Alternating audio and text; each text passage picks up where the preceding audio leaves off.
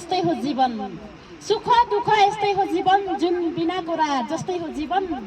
यस्तो अनि उस्तो भइदिए हुन्थ्यो भन्ने आशा हुन्छ, कल्पना गरी सोच्छु तर उस्तै हो जीवन, सुख दुःख यस्तै हो जीवन, जुन बिनाको रात जस्तै हो जीवन।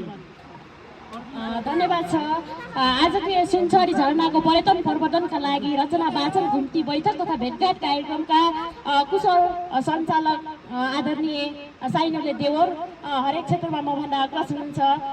त्यसै गरी आजको यसै कार्यक्रमका सभा अध्यक्ष आदरणीय यसै जलजला साहित्यिक समाजका अध्यक्ष दिपेश विष्ट दाजु, त्यसै गरी यसै सुनचरी 4 नम्बर वडाका वडा अध्यक्ष आदरणीय दाजु हर्कराम बुढा मगरज्यू, त्यसै गरी समय पनि एकदमै छोटो छ, सबैलाई सम्बोधन नगर्दै समग्र रूपमा आफ्नो विशेष कामलाई थाती राख्दै यहाँ उपस्थित हुनुहुने सम्पूर्णमा म तेजमाया गति मगरको तर्फबाट नमस्ते जेडो।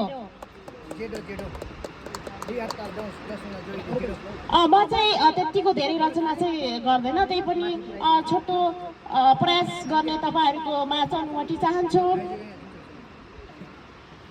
मेरो मुक्तक चाहिँ यही सुनचरीको विषयमा छ। पानीको मोटी झर्छ चट्टानको काखमा, पानीको मोटी झर्छ चट्टानको काखमा, हेर्छ जो पुग्छ हराउँछ भावनाको पाखमा।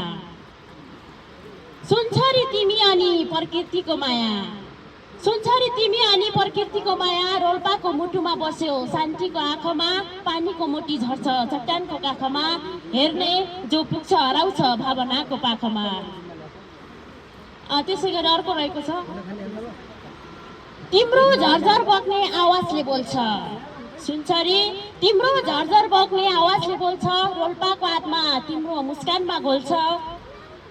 सुनचरी तिमी सौन्दर्यको प्रतिमा, अरे सुनचरी तिमी सौन्दर्यको प्रतिमा, यात्रु आउँछन् खुसीले मन खोल्छ, तिम्रो झरझर बग्ने आवाजले बोल्छ, रोल्पाको आत्मा तिम्रो मुस्कानमा घोल्छ।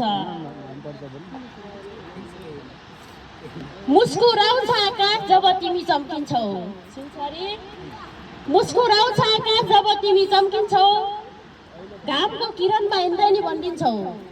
मुस्कुराउँछ आकाश जब तिमी चम्किन्छौ, घामको किरणमा इन्द्रेणी बनिन्छौ। सुनचरी झरना तिमी जस्तै छैन अरू, सुनचरी झरना तिमी जस्तै छैन अरू, चट्यान टेकेर आफ्नो गतिमा लम्किन्छौ। मुस्कुराउँछ आकाश जब तिमी चम्किन्छौ, घामको किरणमा इन्द्रेणी बनिन्छौ। धन्यवाद।